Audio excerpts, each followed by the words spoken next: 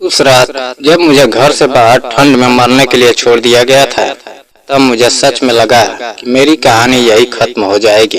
लेकिन मुझे क्या पता था कि उसी अंधेरे में मेरी जिंदगी का सबसे बड़ा मोड़ मेरा इंतजार कर रहा है। मेरा नाम माही है और कभी मैं भी एक साधारण सी खुश लड़की थी जो अपने छोटे से गांव में अपने माता पिताजी और छोटे भाई अर्श के साथ रहती थी। हमारा घर भले ही छोटा था, लेकिन उसमें खुशियाँ बहुत बड़ी थी। पिताजी सुबह से शाम तक खेतों में मेहनत करते थे और माँ पूरे घर को संभालती थी। मैं पढ़ाई में अच्छी थी और मेरा सपना था कि मैं आगे बढ़ूं, कुछ बनूं और अपने माता पिता का नाम रोशन करूं।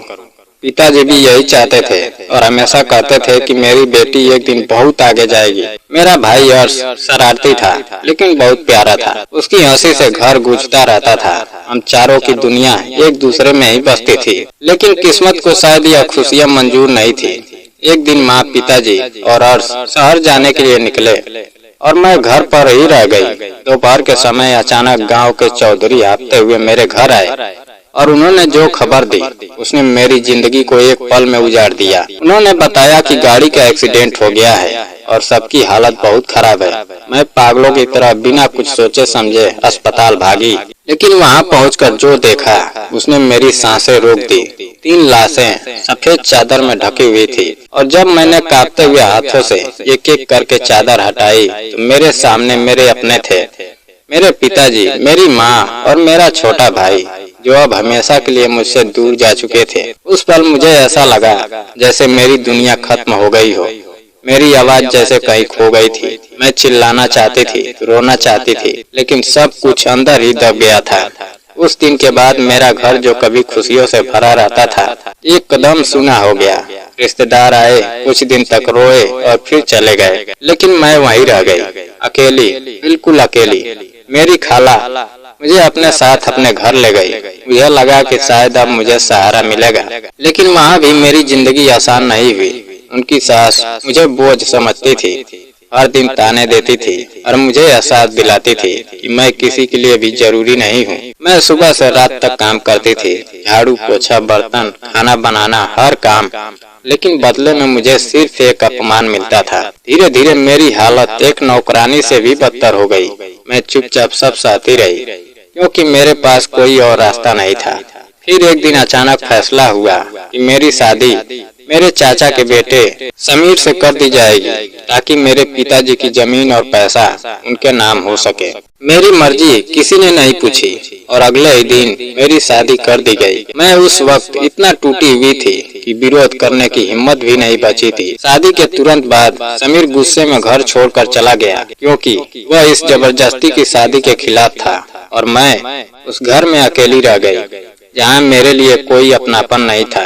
चाची और उनकी बेटियां मुझे हर बात पर दोष देती थी और मुझे हर दिन ताने सुनने पड़ते थे, मगर मुझसे जरा सी भी गलती हो जाती तो मुझे मारा जाता था। धीरे धीरे मेरा शरीर कमजोर हो गया, मेरा चेहरा सूख गया, मेरी आंखों की चमक खत्म हो गई और मैं अंदर से पूरी तरह टूट चुकी थी। 2 साल तक मैंने यही जिंदगी जी, हर दिन दर्द, हर दिन अपमान और हर दिन अकेलापन। मैं कई बार सोचती थी काश मैं भी अपने माँ पिताजी के साथ चली जाती, लेकिन फिर भी किसी तरह खुद को संभाल कर जीती रही। शायद कहीं न कहीं एक छोटी सी उम्मीद बाकी थी।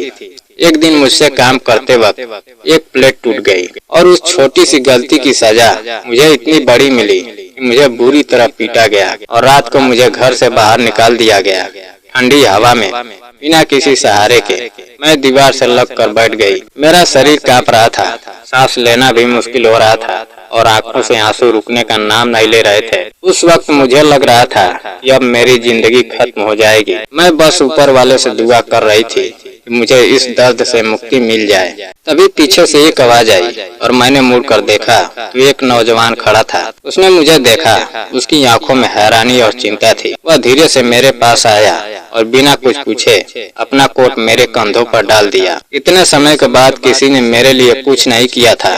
बिना मुझे दोष दिए, बिना मुझे नीचा दिखाए उसने मुझसे पूछा कि मैं यहाँ क्यों बैठी हूँ और मैंने बहुत मुश्किल से बताया मुझे घर से निकाल दिया गया है। वह कुछ पल के लिए चुप रहा, जैसे वह इस बात को समझने की कोशिश कर रहा हो। फिर उसने कहा, यह सही नहीं है और मुझे यहाँ से चलना चाहिए। जब उसने अपना नाम बताया तो मैं चौंक गई। वह समीर था, मेरा वही शौहर जिसने मुझे 2 साल पहले छोड़ दिया था। उसने मुझे सहारा देकर खड़ा किया और अंदर ले गया।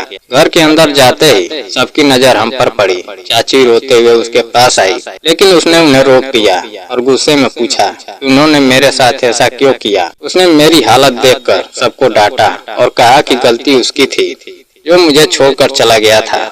उसने बताया कि घर छोड़ने के बाद उसका एक्सीडेंट हुआ और उसे 2 साल जेल में रहना पड़ा और वहाँ उसे अपनी गलती का एहसास हुआ। उसने कहा कि उसने मुझे अकेला छोड़कर बहुत बड़ा पाप किया और अब वह इसे सुधारना चाहता है। उसकी बात सुनकर घर में सन्नाटा छा गया।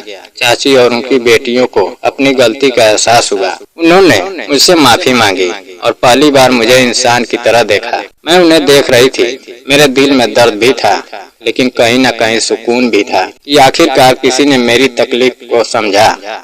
मैंने उन्हें माफ कर दिया क्योंकि अब मेरे पास नफरत रखने की ताकत नहीं बची थी। समीर मेरे पास आया और उसने भी माफी मांगी और कहा कि अब वह मुझे कभी अकेला नहीं छोड़ेगा। उस दिन के बाद मेरी जिंदगी धीरे धीरे बदलने लगी। अब घर में मेरे साथ अच्छा व्यवहार होने लगा, मुझे सम्मान मिलने लगा और सबसे बड़ी बात, अब मुझे इंसान समझा जाने लगा। समीर हर वक्त मेरा ख्याल रखता था। वह मेरे जख्मों पर मरहम लगाता था, मुझे दवा देता था और मुझे फिर से जीना सिखाता था। धीरे धीरे मेरी सेहत भी सुधरने लगी।